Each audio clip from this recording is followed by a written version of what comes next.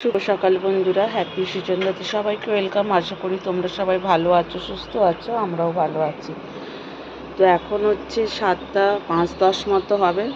ওই দেখো, দেখেছো ওই বাড়ির ছাদের ডগিটা কি সুন্দর খেলা করছে। এই দেখো, ঋষু ওকে ভুবু বলে ডাকে। তো আমি উঠেছি 6টার সময়, আর ঘুম হয়নি। টুবাই ডিউটি যাওয়ার সময় আমি উঠে পড়েছিলাম। তো এই জাস্ট ফ্রেশ হলাম, তারপর একটু শুয়েছিলাম, ঘুরছিলাম, ফ্রেশ হয়ে গেছি এখন।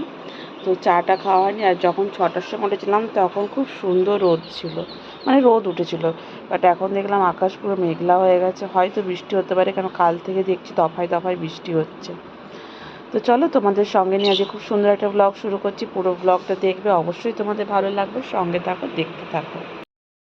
তো ঋষু সোনা তো ঘুমোচ্ছে, ও তাড়াতাড়ি ওঠার কথা নয়। আমি এদিকে মেশিনে কিছু কাপড় ছিল, কাচতে দিয়ে দিয়েছি। এবার ভাবছি নিজের চাটা বানিয়ে নিই। আর টুবাইকে আজকে একটু কাঁচা ছোলা কালকে ভিজিয়ে রেখেছিলাম, ছোলা মুড়ি শসা দিয়ে টিফিনে দিয়েছি। আর একটু নিজের জন্য রেখেছি, এটা একটু ভেজে করে আমি মুড়িতে খাবো। একটা রুটি আছে হটপটে, তো ওইটা ভাবছি এখন চা দিয়ে খেয়ে নিই। চলো চাটা এবার বানিয়ে নিই। চা বানিয়ে আনতে আনতে দেখি, দেখো বাইরে বৃষ্টি শুরু হয়ে গেছে। বৃষ্টির বেগটা আবার এই দিকে, বোঝাতে পারছি না, ছিটাস দিয়ে বৃষ্টি হচ্ছে আর কি। ওয়েদারটা সত্যি হঠাৎ করে চেঞ্জ হয়ে গেল। সকালবেলা যখন উঠেছিলাম কী রোদ ছিল। চলো এবার একটু চাটা খেয়ে নিই। চা খেয়ে একটা কাজ নিয়ে বসলাম। কালকে এই ডাঁটা শাকগুলো এনেছি, ফ্রিজে রেখেছিলাম, তাও দেখো শাকগুলো কেমন হয়ে গেছে। তো দেখি যে কটা ভালো আছে আর ডাঁটাগুলো কেটে রেখে দিই, পোস্ত দিয়ে করব। এটা দিয়ে বাড়িতে ছাতুর তরকারি খেয়েছি, এত টেস্টি হয়েছিল না যেন এখনও মুখে লেগে আছে। বাট ওরকম ছাতুই কিনে না দেখতেই পারে না, জানি না পাওয়া যায় কি না। তো চলো এগুলো এখন কেটে নিই, ঋষু যখন ঘুমোচ্ছে। ভিতরে অবস্থাটা দেখো, ওই জন্যই ভিডিওটা আরও অন করলাম। পুরো অন্ধকার হয়ে গেছে, পুরো অন্ধকার হয়ে গেছে, আর রীতিমতো বৃষ্টি পড়ছে। কাপড়গুলো তো আজকে কাচতে দিয়ে দিয়েছি, কাঁচা প্রায় শেষেরও পথে, কিন্তু মিলতে পারবো না এখন। পুরো অন্ধকারে বৃষ্টি হচ্ছে, ব্যালকনিতে এক্ষুনি ভিজে যাবে মিললেই। দেখো আকাশের অবস্থা, সকালে কি ছিল আর এখন দেখো মেঘটা দেখো। দেখি পরের দিকে যদি কমে তখন মেলবো আর কি।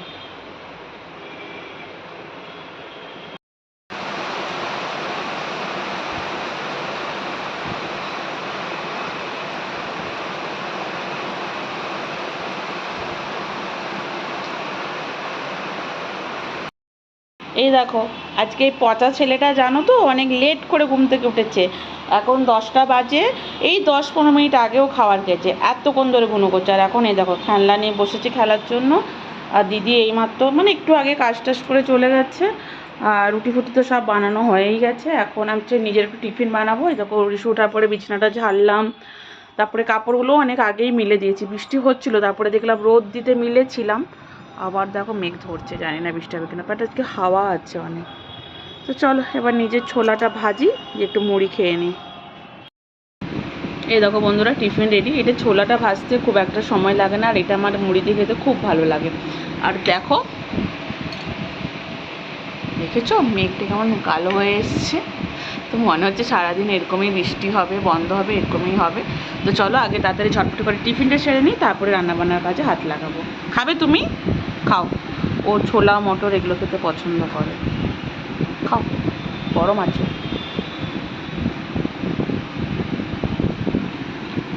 বলবে বন্ধুরা, মানে এমন একটা বিপদ। এই যে দেখো বিপদটা তোমাদের বলছি, সবজি টবজিগুলো কেটে ধোয়ার জন্য রেখেছি। আজকে রান্না করব হচ্ছে ওই যে সকালে ডাঁটাটা কেটেছিলাম, ওটা দিয়ে আলু দিয়ে ঝিঙে দিয়ে পোস্ত দিয়ে একটা মানে সবজি করবো। আর দেখবে রুটি খেতে গেলে বেশি সবজির দরকার হয় না। আর রিসুর দুধটা জাল দিতে বসিয়েছি, দেখছি গ্যাসটা ধপ ধপ করছে। আমি ভাবলাম ওটা হাওয়া দিচ্ছে হয়তো, জানলাটাও লাগালাম, ও মা গ্যাস শেষ। ব্যাস হলো, এবার রান্না করো, কত রান্না করবে।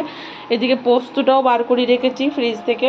আমি পোস্ত ফ্রিজে রাখি, ফ্রিজে যদি পোস্ত কৌটাতে স্টোর করে রাখো না, খারাপ হবে না, যতদিন ইচ্ছা রেখে খেতে পারবে। তো এই বার করিয়েছি, একটু জল দিয়ে ভিজিয়ে রাখবো। মানে কি যাচ্ছে তাই অবস্থা।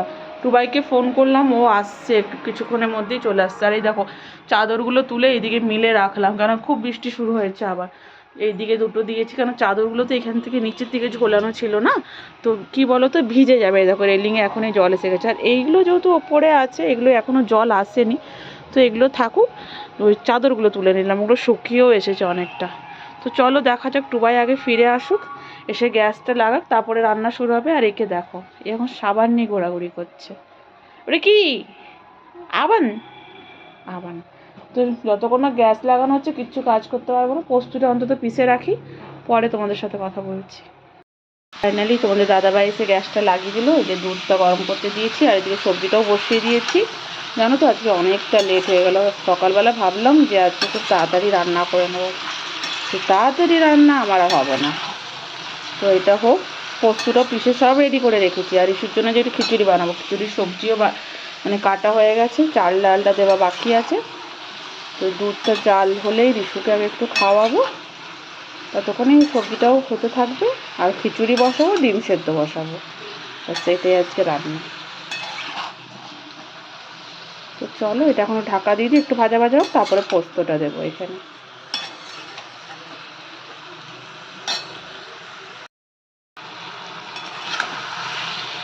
পোস্তটা দিয়ে দেখো ভালো মতো কষানো হয়ে এসেছে। এবার যেটাতে পোস্ত পেষেছিলাম ওইখানে একটু জল দিয়ে দিচ্ছি, ওই জলটাই এখানে দিয়ে দেবো।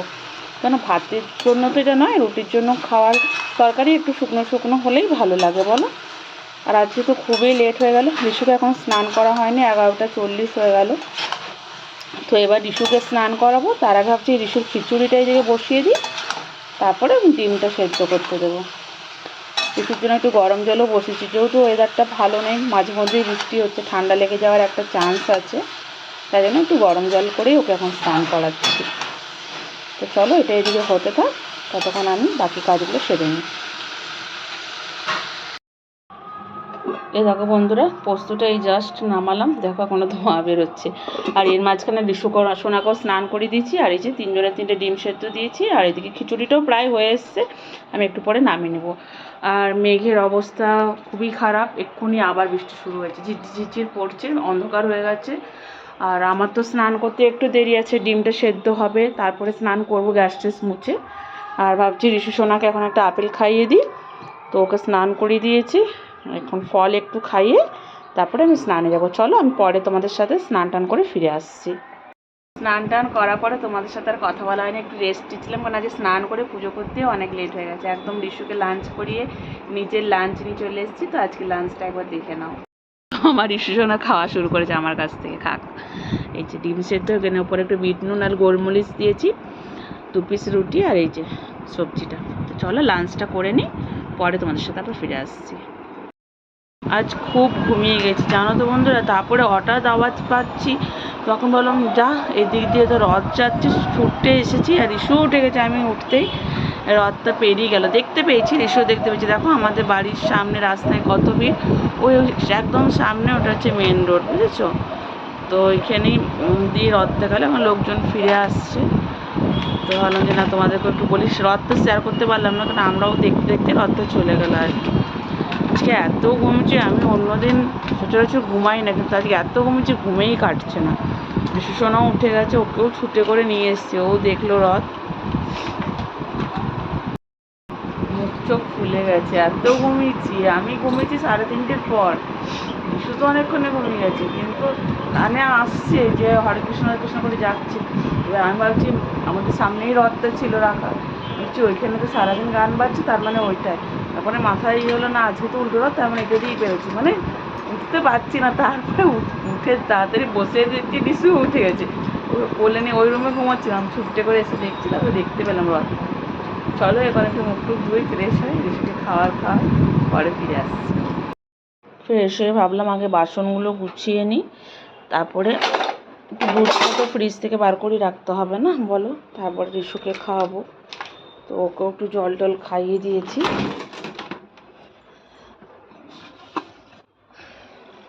ওকে খাইয়ে আমি চা খাবো। ও ফোন চাইছে কিন্তু, চলো ওকে দিয়ে দিই ফোনটা, আর বাসনগুলো গুছিয়ে নিই। দেখো বন্ধুরা, চা বানিয়ে নিয়ে চলে এলাম, আর একটা রুটি এক্সট্রা ছিল, রুটি হিসাব করেই বানানো হচ্ছে, যেহেতু একটা এক্সট্রা হয়েছে, ওটা চায়ের সাথে খাচ্ছে। আর ইস্যুর একটু দুধ খাওয়ানোর পরে বেশি ছিল, ওই দুধটা দিয়ে আসলে আজকে চা বানিয়েছি। আর রুটি যতই হিসাব করা হয়, আটা মাখানোর সময় তো সবসময় বোঝা যায় না, তাও দিদিকে বললাম করো না, দিদি বলছে করে দিচ্ছি খেয়ে নেবে। রাত্রেবেলায় 3টে রুটি খেতে পারবো না, রাত্রে 2টোই খাবো, দুপুরে 2টো, এখন একটা বেশি ছিল ওটা এখন চায়ে খেয়ে নিচ্ছি, এটাই এখন খাওয়া হয়ে যাবে। আর ডুবাই ঘুমোচ্ছে, ওর উঠলে ওর চা বানাবো, ও দুধ চা খাবে না, ওর তো এমনি আদা দিয়ে চা পাতি দিয়ে চা খাচ্ছে, চিনি টিনি খাচ্ছে না। তো চলো, হ্যাঁ বাবা, তো চলো চাটা খেয়ে নিই, পরে আর ফিরে আসছি। দেখো বাইরে বেরিয়ে চচো খাওয়া শুরু হয়ে গেছে, একটা চচো খাচ্ছে আর এই যে একটা নিচ্ছে, দেখো খাচ্ছ, বাইরে বেরোলেই চচো খেতে হবে ওকে, দুটোটা মুখে ঢুকিয়েছে, দেখো দেখো।